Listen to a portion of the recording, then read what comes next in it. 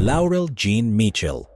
Laurel Jean Mitchell nació el 24 de mayo de 1958 en el condado de Whitley, Indiana, de padres Richard y Wilma Mitchell. Creció en North Webster, Indiana, con sus hermanos Bruce y Sarah. Con una población de unos 500 habitantes en ese momento, North Webster era extremadamente segura. Un lugar donde los residentes a menudo no cerraban las puertas, donde los padres se sentían cómodos dejando a sus hijos andar en bicicleta por las calles libres de tráfico.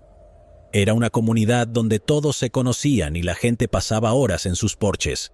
En 1975, Laurel, de 17 años, estaba en el último año de la escuela secundaria Wawasee. Trabajó en Cokesbury Inn, en el barrio de Epworth Forest, a orillas del lago Webster. Para ella, trabajar en el restaurante era una oportunidad perfecta para ganar experiencia valiosa, además de que ganaba algo de dinero extra. Estaba decidida a aprovechar al máximo cada momento y con esta actitud se lanzó al trabajo con toda la energía y el entusiasmo que podía reunir. En poco tiempo, Laurel Mitchell se había convertido en una de las favoritas entre el personal y los clientes. Estaba involucrada en un grupo de jóvenes de la iglesia local y era parte de un grupo ambulante llamado Los Hijos de Dios. Era muy divertido porque viajaban por todo Estados Unidos cantando. El grupo había grabado algunos discos y tenía un par de álbumes. Laurel fue descrita como una chica muy religiosa. La mayor parte de su tiempo libre la pasaba en la iglesia. A pesar de que discutían ocasionalmente, Laurel y sus hermanos tenían un vínculo estrecho que solo se hizo más fuerte con el tiempo. Laurel era una persona muy amada en la comunidad, donde su cálida sonrisa y su comportamiento se ganó los corazones de todos los que conoció. Una de sus cualidades más entrañables era su bondad inquebrantable y su naturaleza cariñosa. Particularmente, los niños del barrio eran muy cercanos a ella. No era raro verla rodeada de niños que clamaban por su atención. Laurel tenía muchos talentos. Tenía un don natural para cantar, por lo que no era una sorpresa que ella fuera un miembro clave del coro de la iglesia local. Laurel también fue una bailarina muy buena, que perfeccionó sus habilidades tomando clases en un estudio local. Para ella, cantar y bailar eran más que pasatiempos, eran una forma de vida. El 6 de agosto de 1975 comenzó como un día típico. Laurel y sus hermanos tenían tareas matutinas, las cuales completaron.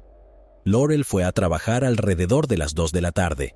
Sarah, de 12 años, se quedó en casa y su hermano Bruce, que estaba casado, pertenecía al ejército y estaba en California. Uno de los amigos de Laurel de Michigan se quedó con la familia. Laurel dejó el trabajo en el bar de aperitivos alrededor de las 10 de la noche, pues se suponía que se encontraría con amigos en el parque de atracciones Adventureland a unos 800 metros a pie. Uno de sus compañeros de trabajo le ofreció a Laurel un aventón, pero ella se negó y dijo que en su lugar caminaría. Laurel fue vista caminando hacia el parque de atracciones en el lado norte de North Webster. Sin embargo, esta sería la última vez que fue vista viva. Fue un amigo de la familia llamado Scott Pruitt quien vio a Laurel en los pilares de la entrada de Epworth Forest. Él la saludó con la mano y ella lo saludó. Luego pasó por los pilares. Laurel nunca se reunió con sus amigos.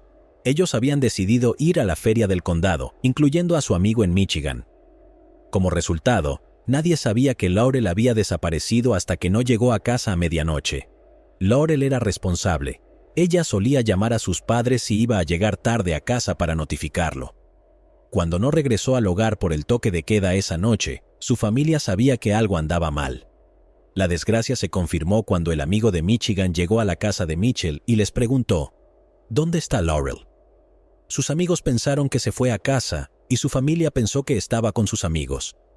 Esto llevó a sus padres, Richard y Wilma Mitchell, a reportarla como persona desaparecida a las 4 de la mañana siguiente.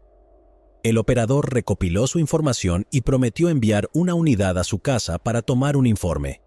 Los familiares, la policía y amigos de Laurel iniciaron una búsqueda extensa. Richard Mitchell salió y caminó las zanjas arriba y abajo de la carretera, en caso de que ella hubiera sido atropellada por un coche y arrojada a un lado. Preocupados, vecinos y amigos se reunieron para buscarla revisando minuciosamente el bosque y las carreteras. Los investigadores determinaron que Laurel nunca llegó a Adventureland. Estaba claro que algo muy malo había sucedido en el camino. Unas horas después de ser reportada como desaparecida, a las 10:30 de la mañana, un pescador llamado Glenn Dixon y su hijo encontraron el cuerpo de una mujer en el río Elkhart, en el sitio de acceso público de Mallard Roost, al oeste del condado de Noble, a unas 17 millas de casa. Cómo no, llamaron como locos al 911. Los oficiales vadearon el agua y llevaron el cuerpo hasta la orilla, informando haber visto a una mujer blanca tendida boca abajo en la orilla oeste del río, cerca de la rampa de aterrizaje del barco. El cuerpo flotaba hasta la cintura, pero la policía estatal no pudo identificar inmediatamente a la mujer. Estimaron que el torso había estado allí alrededor de un día. La policía verificó los informes de personas desaparecidas en la zona que coincidían con la descripción de la víctima. Ella fue descrita como de 1,66 m, con un peso de aproximadamente 160 libras y el pelo castaño largo. La policía luego identificó a la mujer como Laurel Mitchell, con su anillo de clase de Wawasee High School de 1976, con sus iniciales LJM grabadas dentro. Al principio, los investigadores creyeron que fue un ahogamiento accidental, a pesar de que Laurel era una nadadora fuerte. Eso fue hasta que llegó el informe de la autopsia. Dicha autopsia fue realizada el 7 de agosto de 1975 por el Dr. Sankey en el Hospital General de Goshen. Para desgracia de todos, mostró que fue ahogada por la fuerza y brutalmente agredida. También mostró signos de que Laurel luchó violentamente para sobrevivir. La policía especuló que gran parte de la evidencia del crimen se había lavado en el agua, ya que solo un pequeño moretón estaba presente en la mano de Laurel y algunas abrasiones bajo sus brazos. Después del descubrimiento de la joven, vehículos de la policía se detuvieron fuera de la casa de los padres de Laurel. Richard y Wilma estaban esperando ansiosamente cualquier noticia del paradero de su hija. Sin embargo, no estaban preparados para las noticias que les iban a dar. Cuando los oficiales les contaron lo que había sucedido, los ojos de Richard se llenaron de lágrimas y Wilma también estaba inconsolable. El funeral de Laurel fue visto como un testimonio del sentido de comunidad en North Webster. Había tantas flores en la funeraria que no había lugar para la gente. Una enorme multitud de simpatizantes, amigos y familiares habían venido a presentar sus respetos a Laurel Mitchell, quien fue arrebatada de sus vidas demasiado pronto. Así pues, tuvieron que trasladar el funeral a la iglesia. Sarah, la hermana de Laurel, dijo que ella no recordaba el sermón en absoluto.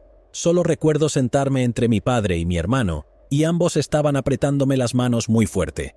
Cuando salimos por la puerta de la iglesia, había gente alineada por toda la calle que ni siquiera podía caber dentro de la iglesia. La investigación sobre la muerte de Laurel se intensificó después de su funeral, con detectives de múltiples agencias locales y estatales trabajando sin descanso para resolver el caso. Revisaron las pruebas y entrevistaron a muchas más personas. De repente, una persona llamó a los investigadores a las 3:15 de la tarde, el 9 de agosto de 1975. La persona tenía información importante, pero no estaba clara. El enigmático llamante colgó antes de recibir el mensaje completo, sin revelar su identidad. Los investigadores hicieron un llamamiento para que la persona se pusiera en contacto con ellos de nuevo y harían todo lo posible para mantener su identidad privada, pero no hubo llamada. La policía estableció un cuartel general para la investigación en North Webster. Una testigo local, identificada como Catherine Flynn, alrededor de las 10 de la noche, oyó un ruido fuerte de un auto que parecía estar dándose vuelta. Dijo que oyó voces que decían «¡Vamos!» o «¡Vamos por ella!». Los investigadores entrevistaron a Catherine, que vivía a media milla al este del bosque en Epworth Forest Road. Ella dijo que estaba en casa el miércoles 6 de agosto de 1975 y que alrededor de las 10 de la noche o un poco más tarde, un coche viejo giró enfrente de la casa de al lado y dio la vuelta otra vez cuando pasó por su casa. Informó a los investigadores que escuchó varias voces que decían «Vamos a llegar» o «Vamos a llegar a ella». Dijo que el coche era muy fuerte y probablemente de un color oscuro. Otro local, Frank Overmeyer, dijo a los investigadores que también escuchó un vehículo ruidoso en el vecindario y que tal vez se trataba de un Oldsmobile Cutlass. Fueron a entrevistar a Frank Overmeyer y a su esposa el 14 de agosto de 1975. Los Overmeyer vivían en Epworth Forest Road y Frank dijo el 6 de agosto de 1975 que estaba en casa viendo la televisión y que oyó pasar al coche ruidoso, auto que decidió dar la vuelta para detenerse al este de la casa. Frank afirmó que entonces escuchó lo que pensaba que sonaba como alguien golpeando el maletero de un coche. Frank informó que encendió la luz del porche y salió. Cuando él salió, 2 coches salían de la zona. El primer coche era el que había pasado por su casa, que él describió como un carro naranja marca GM, possibly an Oldsmobile Cutlass. El segundo vehículo era un Mustang verde medio. El Oldsmobile era muy ruidoso y sonaba como si fuera ruidoso de fábrica. Toda la ropa y pertenencias encontradas en el cuerpo de Laurel fueron recolectadas y conservadas para pruebas de ADN, incluyendo zapatos, una sudadera, sujetador, ropa interior y pantalones vaqueros. Desafortunadamente, debido a la falta de tecnología de ADN de ese momento, había poco que se podía hacer con la ropa. Detectives del departamento del sheriff del condado de Kosciuszko y la policía del estado de Indiana examinaron el caso de cerca a través de los años. La ubicación del secuestro de Laurel y el descubrimiento de su cuerpo en el río Elkhart, a unas 15 millas del bosque de Epworth, parecían indicar que el perpetrador estaba familiarizado con la zona. Muchas personas fueron entrevistadas, y a pesar de que se ofreció una recompensa de $5,000, nunca hubo suficiente evidencia para acusar a nadie. Como las semanas se convirtieron en meses y meses en años, el caso se desvaneció lentamente de los titulares y se enfrió. El dolor de su pérdida se mantuvo en la familia y los amigos de Laurel.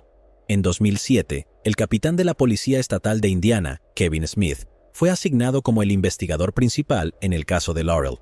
Era un hombre en una misión, y estaba decidido a dar respuestas que habían eludido a la familia de Laurel durante tanto tiempo.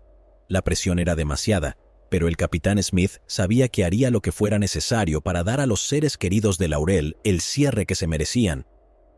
A pesar de sus mejores esfuerzos, no surgieron nuevas pistas o pruebas durante varios años, dejándolo a él y a su equipo frustrados.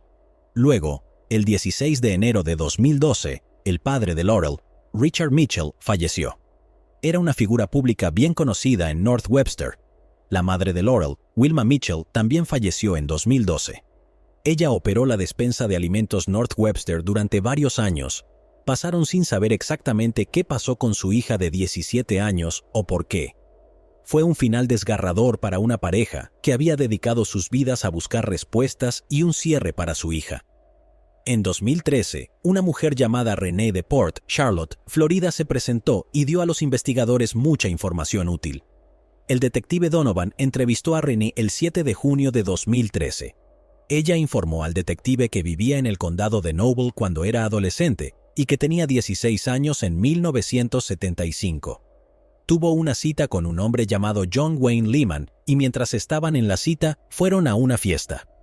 Después de la fiesta, John Wayne Lehman la llevaba a casa cuando Lehman admitió su participación en un crimen que cometió con su amigo Fred Bundy Jr. Lehman proporcionó detalles del crimen a Renee que son consistentes con los hallazgos hechos por la policía donde se encontró el cuerpo de Laurel y los hallazgos anatómicos hechos por el Dr. Sankey durante la autopsia de su cuerpo. El 3 de julio de 2014, los investigadores entrevistaron a Bill McDonald en el Departamento de Policía de Ligonier. Bill indicó que en 1975 era estudiante de segundo año en West Noble High School y que socializaba con un hombre llamado Fred Bundy Jr. Bill dijo a los investigadores que Bundy le dijo que había cometido el crimen que tuvo lugar en Mallard's Roost, que era un sitio de acceso público adyacente al lugar donde se encontró el cuerpo de Laurel. También en 2014, el capitán Kevin Smith recibió información sobre un grupo de música local que actuó en Epworth Forest la noche del 6 de agosto de 1975. Fueron identificados como el grupo Celebrate the Sun. Esto generó un renovado interés en el caso. Desafortunadamente, no llevó a ninguna parte. El capitán Smith dijo: "Me siento bastante seguro después de hablar con alguien de ese grupo. No creo que tengan información que ayude". El 25 de septiembre de 2019, el detective del departamento del sheriff del condado de Noble, Joe Hutzel, se reunió con Rick Johnson para entrevistarlo sobre el caso de Laurel Mitchell. Rick Johnson informó al detective Hutzel que era amigo de Bill McDonald y que mientras estaba en la escuela secundaria, él, Bill McDonald, Fred Bundy, John Wayne Lehman y otros estaban en una fiesta juntos. Mientras estaba en la fiesta, surgió una conversación sobre el asesinato de Laurel Mitchell y Fred Bundy Jr., que él y John Wayne Lehman cometieron ese crimen juntos. Los investigadores necesitaban más que informes de testigos. Necesitaban pruebas de ADN que vincularan a Bundy y Lehman con el crimen. En los últimos años se han hecho avances en casos no resueltos debido a la nueva tecnología, como la genealogía genética, que consiste en poner un perfil de ADN de un sospechoso o víctima en una base de datos pública que les permite realizar ingeniería inversa de un árbol genealógico. Esto permite la investigación de múltiples ramas del árbol de una familia para determinar quién podría ser un sospechoso viable en un caso sin resolver. Otro avance reciente en la resolución de casos sin resolver es el uso de muestras de ADN táctil. Este método requiere cantidades minúsculas de ADN, ya que las células de piel del perpetrador pueden quedarse en objetos en la escena del crimen. Por otra parte, un avance que permite un genotipo preciso del cabello desarraigado es otra técnica ahora disponible. Hasta 2019, los científicos forenses solo podían extraer ADN de las escenas del crimen fundadas en el cabello si la raíz del cabello estaba unida. Desafortunadamente, la mayoría de los pelos no tenían la raíz unida. Este avance en la extracción de ADN del cabello desarraigado es extremadamente útil para resolver crímenes. La solución de casos sin resolver suele entrañar un examen diligente y lento de las pruebas de los expedientes y los esfuerzos de investigadores experimentados. En 2019 estaba cerca de un hallazgo en la evidencia y volvieron a presentar para la prueba de ADN. En febrero de 2020, un certificado de análisis fue generado por la División de Laboratorio de la Policía Estatal de Indiana que mostró un perfil de ADN masculino el cual se desarrolló a partir de la ropa. Después de que 3 sospechosos fueron eliminados como posibles atacantes, la atención se dirigió hacia Fred Bundy para un hisopo bucal. Bundy proporcionó voluntariamente la muestra de ADN el 5 de diciembre de 2022 en su residencia.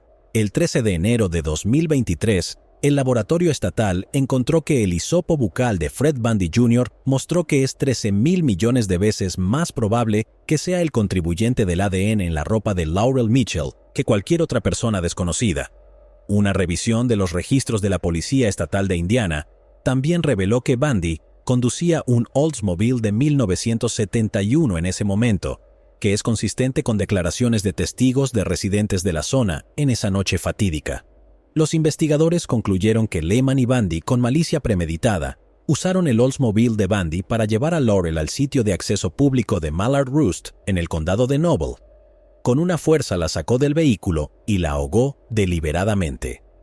Mientras que la policía del estado de Indiana se negó a comentar sobre las técnicas específicas utilizadas para resolver el caso, Ashley Hall, directora del programa de posgrado en Ciencias Forenses de la Universidad de California, explicó: los métodos parecían tratarse de una tecnología estándar de identificación genética, utilizada en laboratorios de crimen llamada STR, o Short Tandem Repeat. La tecnología se estuvo desarrollando para que fuese más y más sensible. De esta manera, su propósito sería recoger cantidades más pequeñas y aún más diminutas de ADN. Pudimos recoger mucho más ADN del que solíamos ser capaces de obtener. El caso de Laurel Mitchell es un buen ejemplo del poder y la evolución de las pruebas de ADN para ayudar en las investigaciones criminales, dijo la doctora Hall. No hemos terminado con nuestro trabajo hasta que cada familia, cada víctima tenga una respuesta, y el hecho de que podamos volver a los casos que son tan antiguos era el verdadero objetivo. El capitán Kevin Smith, que ha estado trabajando en el caso durante más de 20 años, dijo: este caso es la culminación de una investigación de 5 décadas, y la ciencia nos dio las respuestas que necesitábamos. Quien jugó un papel importante en los cargos que se presentaron fue la División de Laboratorio de la Policía Estatal de Indiana. Simplemente no podríamos haber resuelto este caso sin ellos. También dijo: la investigación del caso había seguido un patrón similar en otros casos de este tipo. Los testigos fallecen, los recuerdos se desvanecen, y todos esos obstáculos hacen que todo sea más difícil, especialmente cuando se trata de algo tan antiguo. El lunes 6 de febrero de 2023, la Policía Estatal de Indiana arrestó a John Wayne Lehman, de 67 años, y a Fred Bundy Jr. Se anunció al público que John Lehman y Bundy Jr., ambos residentes de 67 años de Indiana, han sido identificados como los sospechosos responsables de lo que le sucedió a Laurel Jean Mitchell.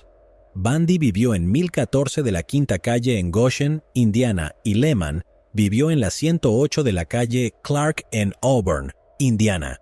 Ambos están detenidos sin fianza en la cárcel de Noble County. Esta no era la primera vez que Fred Bundy Jr. tenía problemas con la ley. Había sido un abusador de niños 2 veces condenado y considerado un depredador violento. En 2001, se culpable de incitación a la prostitución infantil y de contribuir a la delincuencia de un menor. En 2016, se culpable de 2 cargos de abuso infantil y cumplió casi 6 años. Durante una audiencia inicial el 8 de febrero de 2023, Bundy y Lehman fueron informados por el juez de circuito de Noble, Michael Kramer, que cada uno se enfrenta a un cargo por el asesinato de Laurel en primer grado. Con la actual ley de Indiana, una persona condenada por tal cargo se enfrenta a una sentencia de prisión de entre 45 y 65 años, con la sentencia consultiva de 55 años. Sin embargo, a partir del asesinato de Laurel ocurrido en 1975, si los hombres son condenados Bundy y Lehman, podría ser condenado a cadena perpetua, que era la pena de prisión máxima posible en ese momento. También durante la audiencia inicial, una conferencia previa al juicio para Bundy y Lehman fue programada para la 1:30 de la tarde, el 24 de abril de 2023, en el condado de Noble. La hermana de Laurel, Sarah, que tenía 12 años en 1975, recientemente hizo una entrevista para el New York Times después de los arrestos. Describió su infancia en North Webster como típica, antes de que el horror visitara a su familia. Era un pueblo muy pequeño, tranquilo. Nos sentíamos seguros, dijo. Íbamos y veníamos como queríamos en el verano y los padres no se preocupaban por nosotros. Ella era una muy buena persona. Es como si hubieras elegido a alguien muy bueno para hacerle lo peor, alguien que podría haber hecho mucho bien en este mundo. Estoy muy contenta de que fueron arrestados y muy agradecida de la gente que vino. Sarah recordó cómo el capitán Smith había llevado grandes libros que detallaban los nombres y direcciones de todos los que las autoridades habían entrevistado a lo largo de los años. Había más de 1000 nombres ahí, dijo. Cuando el capitán Smith llamó a Sarah y su hermano Bruce Mitchell para hacerles saber que habían arrestado a 2 hombres, ella se sorprendió, pero sobre todo deseó que sus padres hubieran estado vivos para verlo. Han pasado 47 años, afirmó. Pero ahora mismo se siente como si hubiese sido ayer. Sarah Mitchell, de 12 años de edad, era la única que pudo dormir esa noche, cuando Laurel no llegó a casa. Se despertó a la mañana siguiente, más sorprendida que nada porque su hermana Laurel no había llegado a casa todavía. La joven Sarah tuvo un partido de softball ese día y sus padres la animaron a ir al juego. Alrededor de la mitad del juego, una vecina apareció en el coche de la familia Mitchell. «La vi llegar al balón de diamante», dijo Sarah. Sarah inmediatamente le gritó a su entrenador que tenía que ir. El vecino solo le dijo que la habían enviado a recogerla. Cuando se acercaron a la casa, estaba llena de coches de policía. El vecino dijo que estaban allí para buscar a su hermana. Entré por la puerta trasera y allí estaba mi padre. Estaba llorando, dijo Sarah. Le dijo que Laurel se había ido. ¿Se ha ido?, preguntó. No se registró y su mente de 12 años. ¿A dónde se fue? Entonces su padre dio la noticia. Su hermana mayor, la que solía llevarla a todas partes porque bueno, eso es lo que las hermanas mayores tienen que hacer, ya no estaba viva. Sarah también dijo lo que pensaba de Lehman y Bundy cuando los vio por primera vez en la corte. A los 12 años habría tenido miedo. Parecen hombres muy frágiles y no necesitaba tener miedo de ellos. Me alegro de que van a ser castigados, que no serán capaces de lastimar a nadie más. Pero ella todavía no va a volver con nosotros. Las convicciones no me darían un cierre. No creo que haya tal cosa. Seguiremos sufriendo. Llegados aquí, ¿acaso no has visto este otro crimen? Yo no me lo perdería, ¿eh?